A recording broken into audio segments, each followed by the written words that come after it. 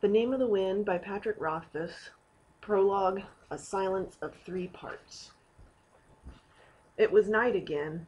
The Waystone Inn lay in silence, and it was a silence of 3 parts. The most obvious was a hollow, echoing quiet, made by things that were lacking. If there had been a wind, it would have sighed through the trees, set the inn's sign creaking on its hooks, and brushed the silence down the road like trailing autumn leaves. If there had been a crowd, even a handful of men inside the inn, they would have filled the silence with conversation and laughter, the clatter and clamor one expects from a drinking house during the dark hours of the night. If there had been music, but no, of course, there was no music. In fact, there were none of these things, and so the silence remained. Inside the Waystone, a pair of men huddled at one corner of the bar. They drank with quiet determination, avoiding serious discussions and troubling news. In doing this, they added a small, sullen silence to the larger, hollow one.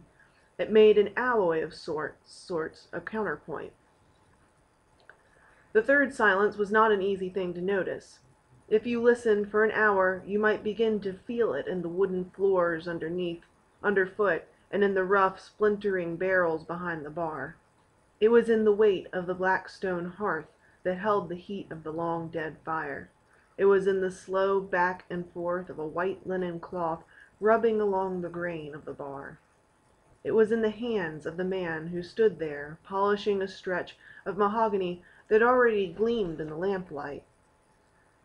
The man had true red hair, red as flame.